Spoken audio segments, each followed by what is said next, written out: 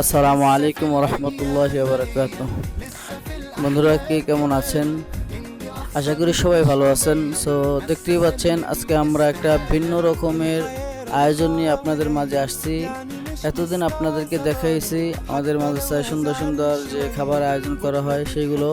ইনশাল্লাহ আমরা আজকে একটা ভিন্ন ধরনের আয়োজন নিয়ে আসছি, সেটা হলো সৃজনশীল যে একটা ফল আমরা, এবং কার জেলায় বা কার বিভাগে কী নামে এটা পরিচিত সকলে কমেন্টে জানাবেন। তো যাই হোক, ছাত্রদের আবদারে আমরা আজকে শুরু করলাম যে নতুন একটা আয়োজন, সেটা হলো আমরা মাখা। তো শুরুতে আমরা আমরাগুলো পেরে সুন্দরভাবে ধুয়ে ছুলিয়ে নিলাম। এখন আমরা এটা মাখাবো, মাখানোর জন্য আমরা প্রথমে যে শুকনো মরিচ নিয়ে নিলাম কিছু পরিমাণ মতো, এবং ঘেরানের জন্য আমরা যেটা ব্যবহার করছি, যে সুস্বাদু একটা ঘেরান আসবে সেজন্য আমরা ব্যবহার করছি যে বোম্বাই জাল নামে যে পরিচিত সেই বোম্বাই জাল। তো এটা দেওয়ার পরে সাথে আমরা কিছু তেঁতুল নিয়ে নিলাম। সো তেঁতুল নেওয়ার পরে এগুলো আমরা সুন্দরভাবে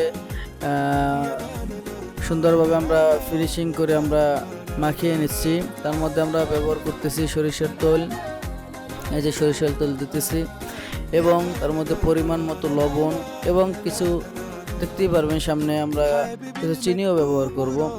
এটা আসলে যা মজা এবং স্বাদের জন্য যেটাই দরকার সেটা আমরা ব্যবহার করতেছি। এখন যে যেভাবে খেয়ে তৃপ্তি পান সে ওইভাবেই এটা খেতে পারেন। সো যাই হোক, দেখতে পাচ্ছেন আমরা যখন মশলা মাখা শেষ হলো, তারপরে আমরা এই মশলাটা সুন্দরভাবে আমরার সাথে মিশিয়ে নিচ্ছি। দেখেন আসলে আমরা অনেকে কিন্তু এগুলা আচার বা এগুলা আমরা মাখা খাই, কিন্তু ওইভাবে স্বাদ না হওয়ার কারণ হলো আমরা এভাবে সুন্দর করে তাড়াতাড়ি মাখা দিয়ে তারপর খেয়ে ফেলি। কিন্তু এটা নিয়ম হচ্ছে, এটা আমি যতটা আমাদের ধারণা, দেখেন এখন এটার কালার দেখেন, আর এইটা আরও কিছুক্ষণ যদি মাখা করা হয়, এটা লাড়াচাড়া করা হয়, তারপর দেখবেন এটার কালারটা আরও একটা গর্জিয়াস একটা কালার আসবে, সুন্দর একটা কালার আসবে। তার মশলা যত মিলানো যাবে ততই আপনার এটা স্বাদ হবে এবং এটা আরও দেখতেও সুন্দর লাগবে। তো যাই হোক, আমরা এটার প্রতি অনেক পরিশ্রম করতেছি। দেখেন এ খাওয়ার জন্য খুবই আকর্ষণ দিয়ে তাকিয়ে আছে। এই যে আমরা এখন চিনি দিয়ে দিচ্ছি। চিনি দেওয়ার পরে দেখেন এখন আমরার কালারটা দেখেন যতই মাখছি ততই কালারফুল। এই যে আমি একটু খেয়ে টেস্ট করতেছি লবণ, ঝাল, মিষ্টি সব ঠিক আছে কিনা।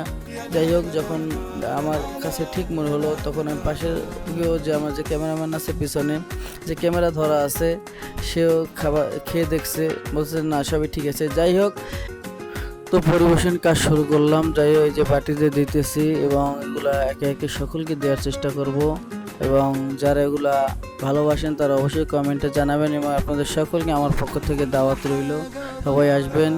বলে আজকে আমরা আপনাদের মাঝ থেকে বিদায় নেব, এবং কে কোথা থেকে দেখছেন, আমাদের ভিডিওগুলো কেমন লাগে সকলেই জানাবেন।